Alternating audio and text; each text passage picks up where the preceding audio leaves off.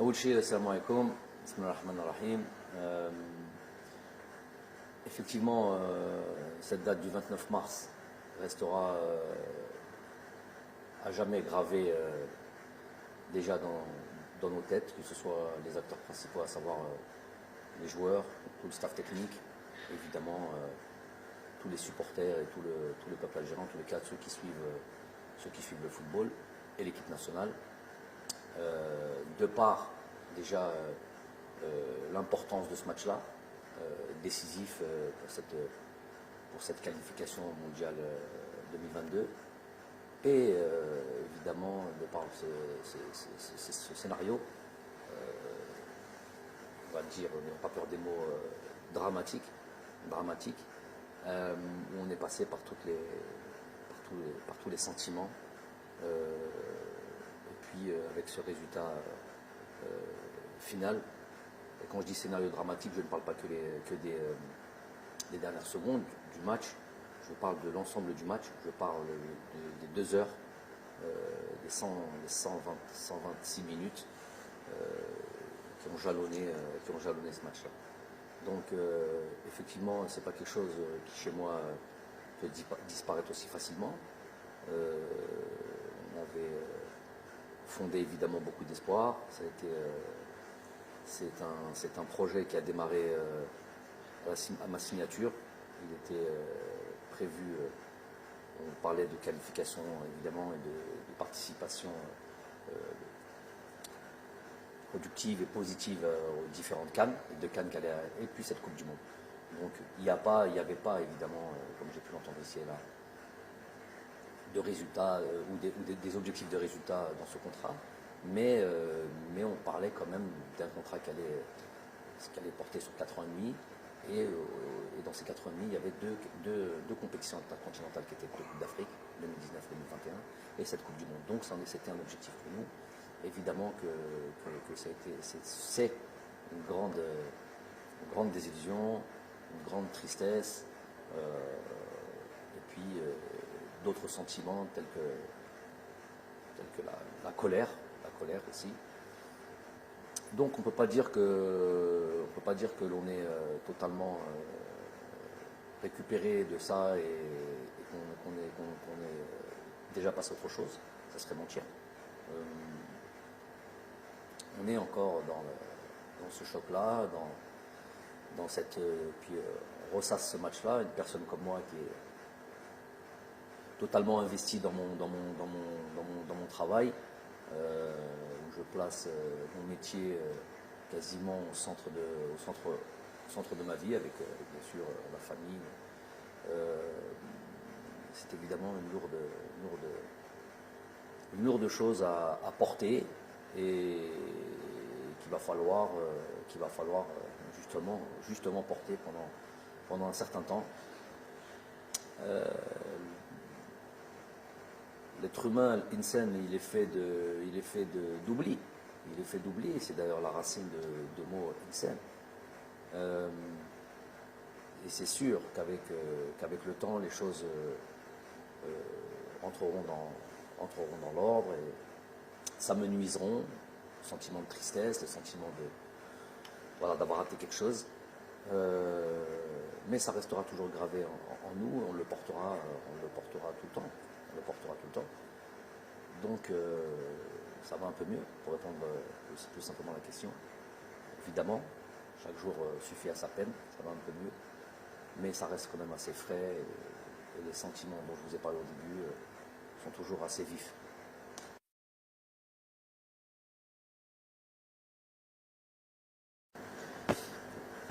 Donc effectivement, sans créer de suspense ou essayer de gagner du temps, pourquoi, pour qui, je ne sais pas, parce que j'ai entendu ici et là, il se doit de répondre. Un investissement avec l'équipe nationale d'Algérie, je suis obligé de répondre un peu plus largement à cette question. J'avais déjà été approché en équipe nationale d'Algérie avant même que je prenne mes fonctions en 2018. Et j'ai à chaque fois tempéré et je l'avais expliqué ça aussi, parce que مسؤولية كبيرة et on ne peut pas, si on ne se sent pas prêt, لما تحس بلي راك جاهز على هذيك المسؤولية وتقدرها, s'aventurer sur ça. Je ne suis pas un entraîneur اللي كان يحوس خدمة, parler simplement, pas un entraîneur sans emploi ou à la recherche d'un emploi, mais il fallait y aller avec des certitudes, une forme de certitude même si on n'en a pas tout le temps dans le football. Donc j'ai pris le temps, et le jour où j'estimais que j'étais prêt à mon humble avis et que l'on a fait appel à moi, j'ai répondu présent. Avec ce qui s'est passé, le minimum de respect que j'ai pour mon équipe nationale, pour mon pays, après un échec avec lequel je viens d'expliquer, ça reste un échec, les conditions sont des conditions, pas de problème là-dessus, mais ça reste un échec. Avec cet échec-là, le minimum que l'on se devait à ce pays, c'est être sûr de savoir, par rapport à la responsabilité qui est la mienne, si on est capable de redémarrer, malgré cet échec, avec autant de force, autant d'énergie et autant de passion, autant mort, et se fixer d'autres objectifs. Donc ça prend un certain temps, parce que ce temps-là, il est à la mesure du drame footballistique, qu'on s'entende bien, on reste dans notre domaine-là, et qu'on ne fasse pas de démagogie. Ce drame footballistique qu'on a pu vivre tous ensemble, ça méritait, en tout cas pour une personne comme moi, qui était profondément touchée, ça méritait ce temps-là, puisque j'avais estimé, et je m'étais déjà préparé dans un coin de ma tête, au cas où ça ne fonctionnait pas, de devoir quitter mes fonctions. Je suis dans cet état d'esprit de تستاهل حاجة, parce que tu as travaillé, parce que tu as fait un تستاهلها, il y a une promotion qui est là, il y a un truc comme ça, c'est la méritocratie. Mais تستاهلش, tu ne mérites pas, parce que voilà, tu as échoué, un échec, tu as mal, entre guillemets, mal travaillé, eh ben, tu dois te partir. J'ai un contrat qui est là jusqu'à décembre 2022. Il n'y a pas de conditions d'objectifs, comme certains ont pu le dire, des ignorants qui me parlaient pour parler, mais ça dépasse le cadre du contrat. Moi, j'ai soumis à mes responsables, président de fédération, tous mes responsables, je leur ai donné la possibilité, l'opportunité de mettre fin à ce contrat sur se serre la main, salam alaikum, sans bruit, sans rien du tout. Et je prends la responsabilité aussi en disant que s'ils avaient pensé ça, s'ils avaient pensé que j'étais plus l'homme de la situation, ou qu'ils voyaient l'arrivée d'un autre sélectionneur d'un bon oeil, je ne sais pas de problème. On part en silence, sans bruit, sans rien du tout, on se serre la main et on met fin à ce contrat-là. Ça, c'est une première des choses. Ça n'a pas été accepté. Je n'ai pas envie de dire que c'est une démission. Ce n'est pas une démission. Si c'est une démission, j'y suis plus. Une proposition. Et voir si cette fédération, si les responsables du sport, du football en Algérie, quelle vision et quelle position ils ont par rapport à moi. Donc, ils avaient le souhait que je puisse continuer cette fonction et continuer à être à la direction de cette équipe nationale. Ça, c'est un des éléments et une des instances, on va dire, qui était fondamentale pour moi, indispensable pour moi. bidoun الحس serre la main, salam alaikum, salam. Il ne s'agit pas d'un contrat, il ne s'agit pas d'un truc comme ça. Je laisse ça à d'autres entraîneurs, l'envie de faire ce qu'ils veulent quand ils doivent se séparer. Il y a le deuxième élément, ô combien important, c'est le Jumhur ou Sha'bna, dans son ensemble, qui a apporté encore une voix ou avec l'envie de croire en nous, de mon staff et moi-même, ces joueurs, de nous voir encore à la tête de cette équipe nationale, malgré Hazema.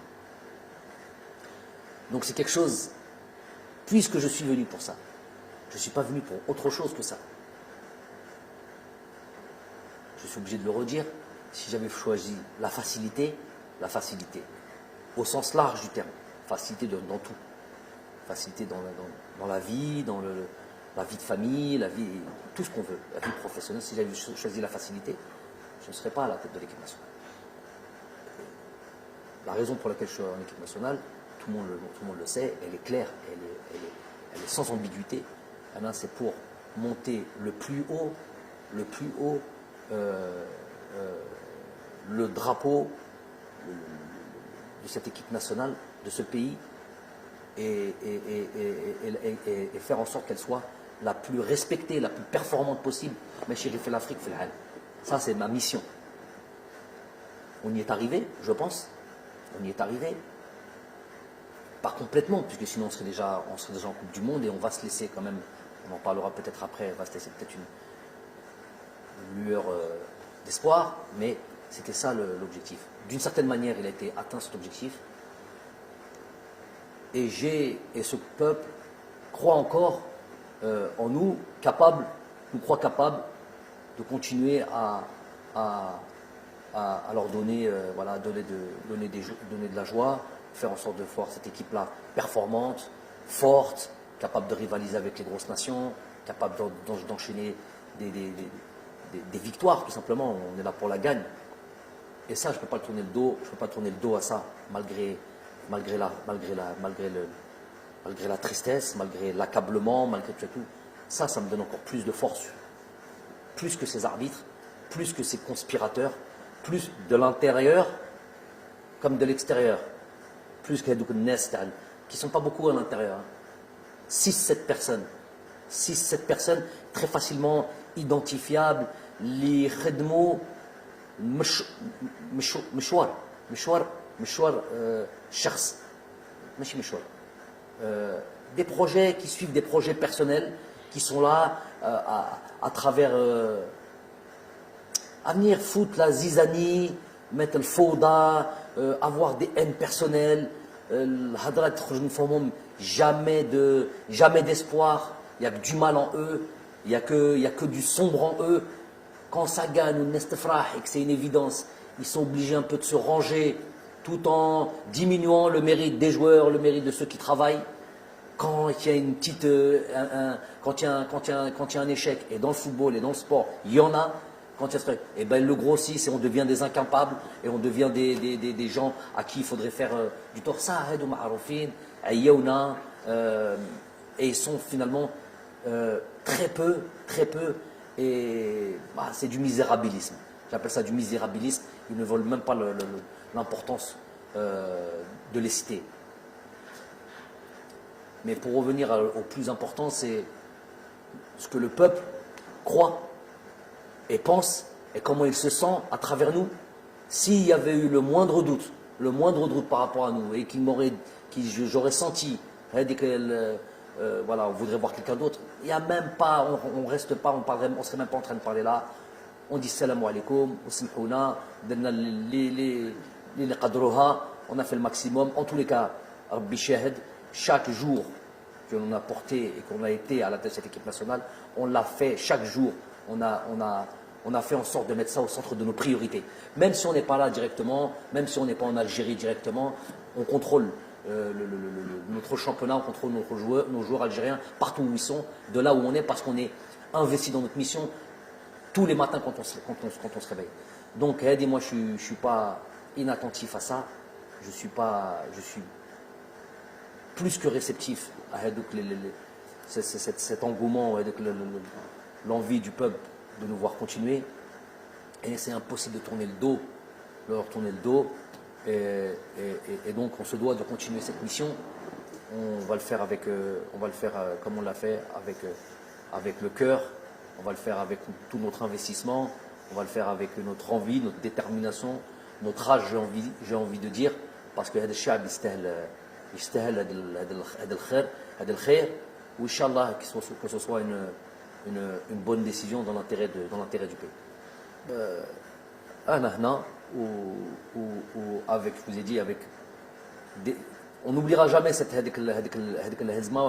tristesse, mais on a envie aujourd'hui de rendre au peuple ce qu'il veut et de refaire, d'aller recréer de l'espoir, le farha على هذاك الشعب اللي يحب كرة القدم, et nous on est pleinement investis. Donc quand on a dit qu'on a été attentif, je suis attentif avec l'espoir que le peuple a en nous, et qu'on se doit de repartir de l'avant et d'aller recréer une dynamique. Après, il faut une stratégie, parce que tout marche à la stratégie. Le Hamas mliha, le Tomouh mlih, mais l'azm a toujours stratégie. On a eu le temps de penser. Je vous ai dit, moi, ma vie, ce n'est que ma famille et mon football, alors encore plus quand c'est mon équipe nationale. Donc on a eu le temps de penser à la stratégie que l'on va mettre en place. Le nouveau souffle, un souffle qu'on va